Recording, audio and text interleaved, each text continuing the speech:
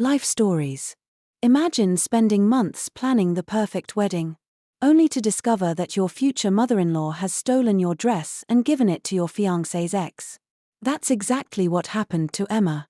But instead of falling apart, she did something extraordinary. She turned betrayal into a masterpiece. This is a story of resilience, love, and the ultimate revenge served with elegance. Stay tuned as we take you through an unforgettable journey of transformation. Don't forget to subscribe to Life Stories to begin today's story. I stood frozen in the middle of Belle's bridal boutique, my fingers clutching my phone so tightly that my knuckles turned white. My heart pounded in my chest, a deep, hollow sound that resonated in my ears as if the world had just tilted sideways. "What do you mean someone already picked up my dress?" My voice was calm, too calm. The kind of forced steadiness that only comes when your mind refuses to process the enormity of what's just happened. The saleswoman, a petite woman with kind eyes, shifted uncomfortably behind the counter. "Your mother-in-law, Mrs. Martin, came in yesterday," she said carefully. "She had all the paperwork and said you'd asked her to collect it." I blinked. Once. Twice. My mind fought against her words, trying to make sense of them. Margaret Martin, my future mother-in-law, the woman who had spent the last few months making it painfully clear that she didn't think I was good enough for her son. My name is Emma. And this was the moment my perfect wedding began to unravel. I had spent months planning every detail, from the hand-painted invitations to the venue, a garden space in Central Park that reminded me of my grandmother's home in England. Everything had been carefully curated to reflect not just a wedding, but a love story, a story that Daniel and I had spent years writing together. But now, standing there in my ballet flats, still in my work clothes from my graphic design studio, my world tilted. My wedding dress was gone, and I had a terrible, sinking feeling I already knew where it was. My phone buzzed, breaking through the haze of shock.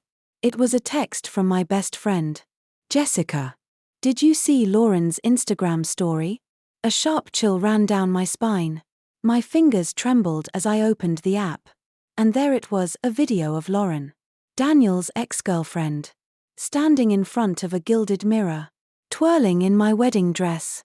She was smiling, glowing under the boutique lights as if she had just stepped into a fairy tale. The caption read, "Sometimes things find their way back to their rightful owner. #blessed #second chances." My breath hitched. My body swayed. I needed to sit down. The saleswoman rushed to bring me a chair, but I barely felt the weight of it beneath me. I was drowning. Waves of betrayal crashing over me with every heartbeat. I called Jessica. She answered on the first ring. "I'm already on my way to you," she said, her voice sharp with urgency. "Don't move." 20 minutes later, Jessica burst through the boutique doors, her red hair flying wildly around her face. Her expression went from concerned to furious the moment she saw mine. "Those conniving little," she stopped, taking in the sheer devastation written all over me. "Oh, honey." I swallowed hard, the words feeling foreign even as I spoke them. "Margaret gave my dress to Lauren." Jessica's mouth fell open. "She what?" I nodded, the numbness spreading through me like ice. "She took my dress. She gave it to Daniel's ex.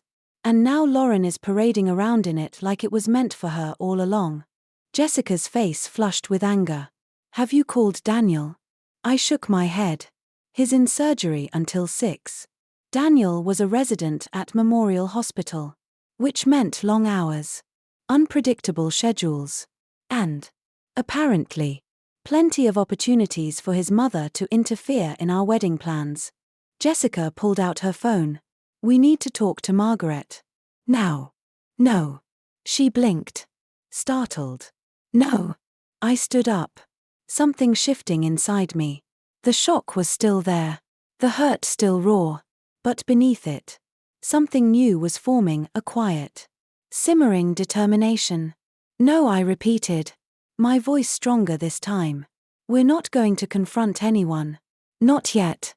Jessica raised an eyebrow. "Emma." I walked to the window. watching people pass by on the street outside, oblivious to the storm raging inside me. You know what's funny? I murmured. I design wedding invitations for a living. I've helped hundreds of brides create their perfect day. And now, here I am 6 weeks before my wedding, with no dress and a future mother-in-law who's clearly trying to replace me with Daniel's ex. Jessica crossed her arms. So what's the plan? I turned to face her. A plan already forming in my mind. A slow smile creeping onto my lips. We're going to do better than just finding another dress. Jessica's eyes widened. Emma, what are you thinking? I pulled out my phone and dialed another number. I'm thinking it's time to show Margaret Martin exactly who she's dealing with. The line rang. On the third ring, Olivia, my old college friend and real estate agent, picked up. Hey, Olivia. Remember that empty warehouse space in Brooklyn you've been trying to sell? The one with the exposed brick walls and skylights? A pause. Then, yeah. Why? A slow, steady confidence settled into my chest. Because I need a venue. And I need a favor. Jessica's mouth fell open. You're not just getting a new dress, are you? I smiled, feeling calmer than I had all day. Oh, we're doing much more than that. By the time I left Belle's bridal boutique, the shock had settled into something sharper, something that felt dangerously close to resolve. The cold air of Brooklyn hit my skin as Jessica followed close behind. Still fuming. We should at least tell Daniel, she said. Her voice tight. Not yet, I replied, already typing out a message to Olivia. He's in surgery. And even if he weren't, he wouldn't believe it unless he saw it for himself. Jessica sighed, tucking her hands into her coat pockets. So, what's the plan? Because if you're about to suggest we break into Margaret's house and steal the dress back, I just need to know what shoes to wear. I laughed, a short, humorless sound. No breaking and entering. I glanced up at her. But we're going to build something better. I could see the moment Jessica caught on. Her lips curled into a slow grin. You're thinking about the warehouse, aren't you? I am. I had always been drawn to that space, the raw beauty of it. The way the exposed brick and skylights made it feel both historic and impossibly modern.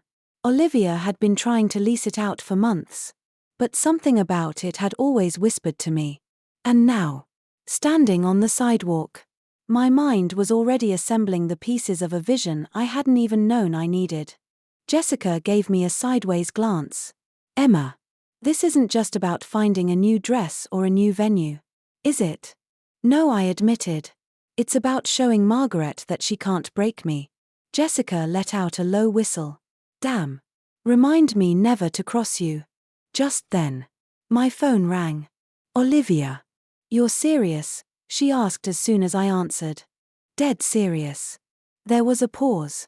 Then, a laugh. You know, I was just about to give up on this place. But if anyone can make it shine, it's you. That was all I needed.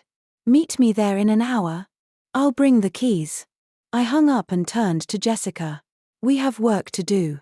She gave me a mock salute. Lead the way. By the time we reached the warehouse, Olivia was already waiting outside. She pushed open the heavy metal doors, and we stepped inside. The scent of dust and old wood filling the air. The space was cavernous, massive windows let in streaks of golden light. And the ceiling stretched high above us. Beams crisscrossing like the skeleton of something waiting to be reborn. I could already see it.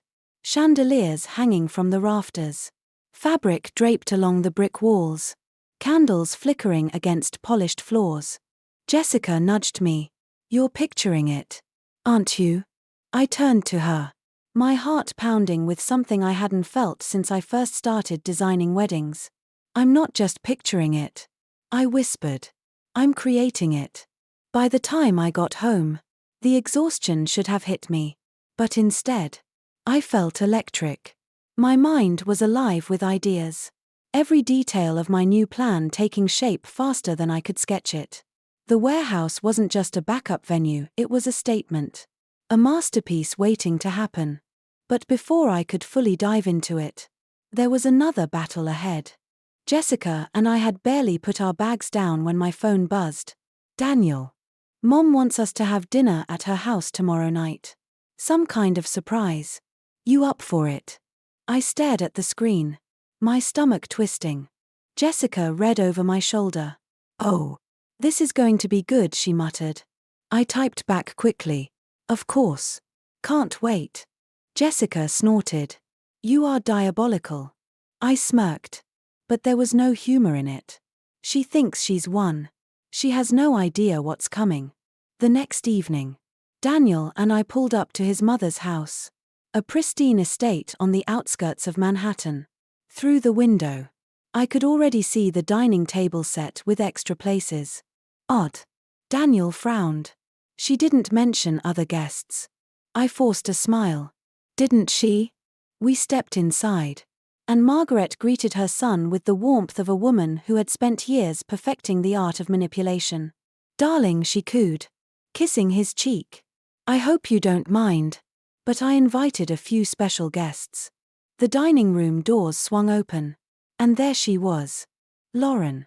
Wearing my wedding dress. My grip on my clutch tightened as the room seemed to tilt. The audacity. The sheer, staggering confidence of this woman standing in my gown, in front of my fiancé, acting as though she belonged there. Daniel froze. Lauren. Lauren beamed, her hands skimming the silk of my dress. Surprise. For a moment, there was silence. The kind of silence that comes right before an explosion. Then Daniel's voice. Slow and confused. That's Emma's wedding dress. Margaret laughed lightly. Oh, darling. Don't be silly. This dress always suited Lauren better. I felt Jessica tense beside me. If she were holding a glass, she would have shattered it in her hand. But I simply smiled. You're absolutely right, Margaret. She blinked, caught off guard. That dress does belong to Lauren now. I pulled out my phone and hit send on a pre-written text. And I hope she enjoys it as much as I'm going to enjoy what comes next. Across the room, Jessica's phone buzzed. So did Olivia's. Phase 2 had begun. Margaret's smile faltered. What does that mean? I turned to Daniel, whose face had gone pale with understanding. Would you like to see my real wedding dress? I asked softly. The one I've been making myself. Margaret's expression flickered with the first hints of fear. Good. The game had just begun. The moment we left Margaret's house, I felt something shift. It wasn't just about reclaiming what was mine anymore, it was about showing them that no one, not Margaret, not Lauren, could dictate my future. Jessica and Olivia were waiting for me when I got back to my studio. The second I walked in, Jessica threw her arms in the air. I swear, I've seen reality TV shows less dramatic than that dinner. Olivia leaned against my work table, shaking her head. You didn't just hold your ground, Emma. You set the stage for something bigger. I sat down, my heart still racing from the confrontation. We have 3 weeks to pull this off. The warehouse needs to be transformed, the vendors secured, and I still have to finish my dress. Jessica grinned. And we will. Because Margaret and Lauren have no idea what's coming. The next few days were a blur of movement. Calls to caterers. Discussions with florists. Meetings with lighting designers. The warehouse was coming together beautifully, its raw industrial charm turning into something almost ethereal. But the real masterpiece, my dress. I worked on it late into the night, surrounded by silk, lace, and scattered sketches. Every stitch felt like a quiet rebellion. Every bead sewn into place a reminder that this was my story, and I was the one writing it. Then, just when I thought things couldn't get more absurd, Olivia rushed into my studio, holding up her phone. You're going to want to see this. She turned the screen toward me, and I nearly dropped my needle. Lauren had posted a new Instagram update. A glamorous shot of her standing outside the Central Park garden venue, still wearing my dress. Captioned, Some brides run away when things get tough. Real women stand their ground. True love wedding day. Jessica, who had just walked in with coffee, choked mid-sip. Oh, she's delusional. Olivia smirked. Should we tell her that the venue officially cancelled their contract yesterday? I took a slow breath. Then shook my head. No need. Let her play her games. We have work to do. The night before the wedding, we did a final walkthrough of the warehouse. Candles flickered in the corners. Twinkling lights hung from the beams. And the stained glass skylights cast the room in a kaleidoscope of colors. It was breathtaking. Jessica squeezed my arm. They have no idea what's coming. I smiled. My fingers tracing the embroidered phoenix rising from the hem of my dress. No, they don't. The next morning, as I sat in my preparation room getting my makeup done, Jessica burst in, waving her phone. They're here, she whispered, eyes gleaming. Margaret and Lauren just arrived at the garden venue. I met her gaze in the mirror. My reflection calm. Then let's begin. The moment had finally arrived. I sat in front of the vanity in my preparation room at the warehouse. My wedding dress draped over a nearby chair, its ivory silk shimmering under the morning light. I took a slow breath, feeling the weight of every moment that had led to this one. Jessica, still clutching her phone, let out a low whistle. Emma, you need to see this. I turned as she held the screen toward me. A live stream was playing, Lauren and Margaret standing outside the locked gates of Central Park Garden, their perfect smiles slowly giving way to confusion. The venue manager stood before them, her voice sharp but professional. I'm sorry, Mrs. Martin, but as I explained in my email, your contract was voided due to fraudulent misrepresentation. Margaret's face turned an alarming shade of red.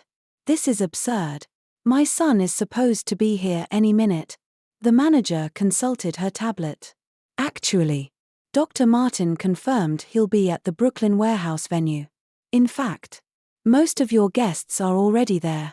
A slow, dawning horror spread across Margaret and Lauren's faces. Jessica clutched her stomach, laughing. Oh, this is too good.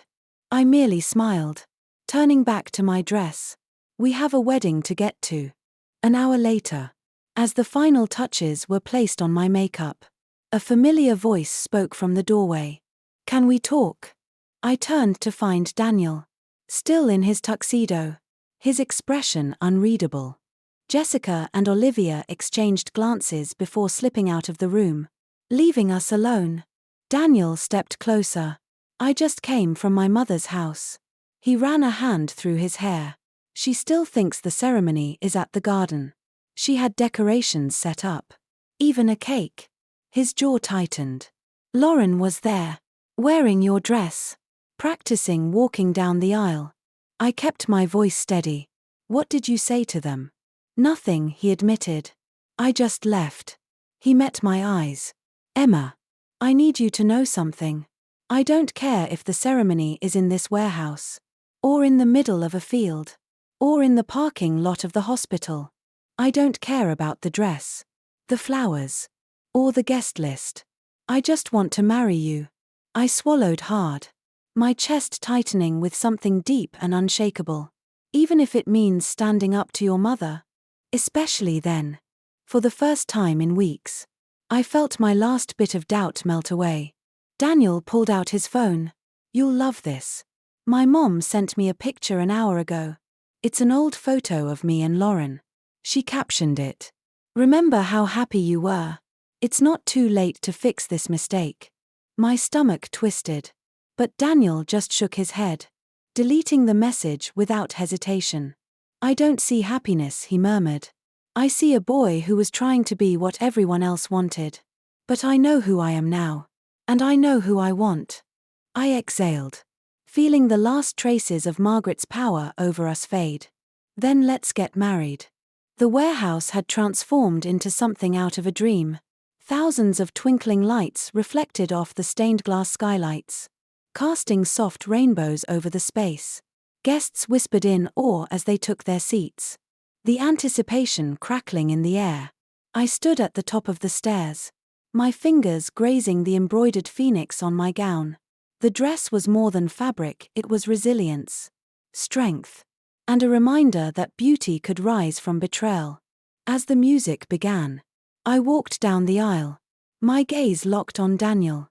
His eyes softened, filled with nothing but love and admiration.